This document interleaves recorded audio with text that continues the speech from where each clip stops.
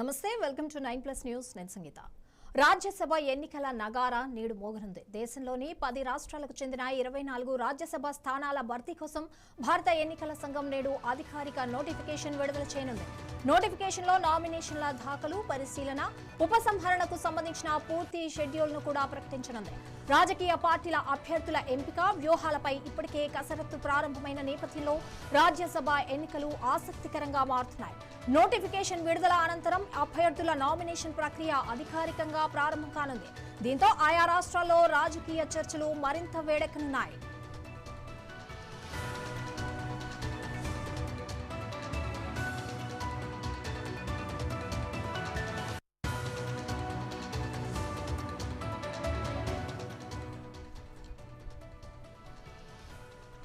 దీనికి సంబంధించి మరిన్ని డీటెయిల్స్ మా ప్రతినిధి రాజ్ కుమార్ అందిస్తారు. రాజ్ కుమార్, 24 స్థానాల కోసం రాజకీయ పార్టీలు ఎలాంటి వ్యూహాలు రచిస్తున్నాయి?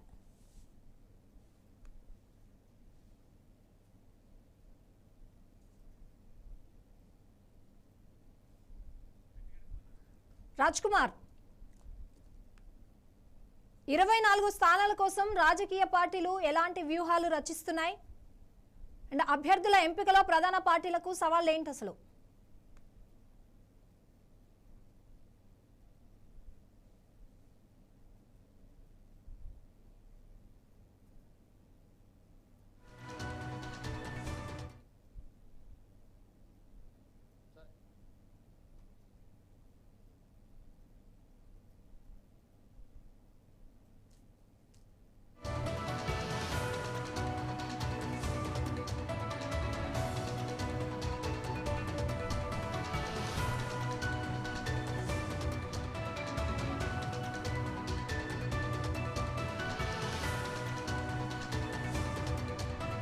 Good morning. నేడు రాజ్యసభ ఎన్నికలకు నోటిఫికేషన్ విడుదల కాబోతుంది.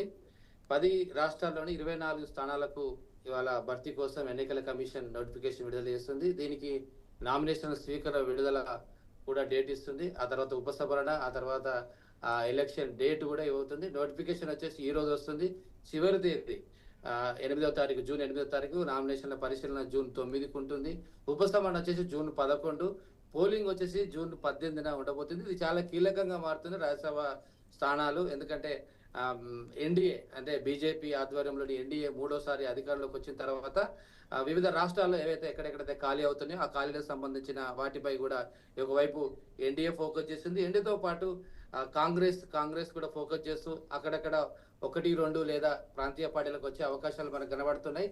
ముఖ్యంగా ఏపీ నుంచి ఈసారి 4 స్థానాలు ఖాళీ అవుతున్నాయి. ఈ 4 స్థానాలకు కానీ టీడీపీ నుంచి కొంతమంది ఆస్పిరెంట్స్ ఇప్పటికే చంద్రబాబు కలిశారు, ఆశ పడతా ఉన్నారు.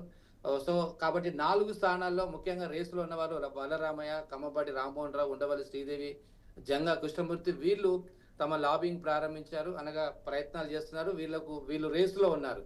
సో దాంతో పాటు తెలంగాణ నుంచి కూడా, తెలంగాణ యాక్చువల్లీ ఖాళీ లేవు, ఆల్రెడీ అయిపోయినాయి తెలంగాణకు. ఇప్పుడు ప్రస్తుతానికి తెలంగాణ నుంచి ఎలాంటి ఖాళీ కావట్లేదు ఈ 24లో. అయితే వేరే రాష్ట్రాల్లో ఏదైతే ఖాళీ అవుతున్నాయో ఎన్డీఏ తరపు నుంచి అంటే బీజేపీ తరపు నుంచి ఎక్కడెక్కడైతే ఖాళీ అవుతున్నాయో, ఎందుకంటే బీజేపీ ఇప్పటికే చాలా రాష్ట్రాలు 22 రాష్ట్రాలు అధికారం ఉంది కాబట్టి ఎక్కువ సీట్లు, దాదాపు 14 నుంచి 16 సీట్లు ఎన్డీఏ పాలక పక్షానికి రాబోతుంది. సో అందుకనే ఇక్కడ తెలంగాణ నుంచి కూడా ఒక 2 ప్రయత్నం చేస్తున్నట్టు కనబడతా ఉంది. ఆ 2లో మరి వాళ్ళ ప్రయత్నాలు ఇప్పటికే ఢిల్లీ లాబింగ్ చేస్తా ఉన్నారు. ఈ లాబింగ్ లో మరి ఎవరు మందకిష్ట మాదిగా ఇప్పటికే మోడీని కలిశారు. మోడీ కూడా మద్దతు ఇచ్చారు వర్గీకరణ కోసం. దాంతో పాటు దేవయ్య కూడా ప్రయత్నాలు చేస్తున్నారు. ఇంకా తెలంగాణలో ఇంకో 2-3 కూడా బీజేపీ హైకమాండ్ ను కలిసి మాకు వేరే రాష్ట్రాల నుంచి మాకు ఈసారి రాజ్యసభ అవకాశం ఇవ్వండి, పార్టీకి మేము సేవలు అందిస్తాం, రాబోయే ఎలక్షన్ లో కూడా మేము పార్టీకి సపోర్ట్ చేస్తామని ఒక 2-3 నేతలు మరి ఢిల్లీ చుట్టూ తిరుగుతున్నారు తెలంగాణ నుంచి. ఇక ముందు చెప్పినట్టుగా ఏపీ నుంచి 4 ఉన్నారు. సో మొత్తం మీద ఇది చాలా కీలకంగా మారనుంది రాజ్యసభ ఎలక్షన్స్. బీజేపీ ఆధ్వర్యంలో ఎన్డీఏ కూడా దీన్ని ఛాలెంజ్ గా తీసుకుంది. ఎక్కువ స్థానాలు గెలుచుకోవడానికి అంటే వారి యొక్క ఎమ్మెల్యే స్థానాలను బట్టి ఆ రాష్ట్రాల్లో ఎన్ని ఎమ్మెల్యే సీట్లు ఉన్నాయి దాన్ని బట్టి యొక్క సీట్లు వస్తాయి. Yes. Thank you, Rajkumar.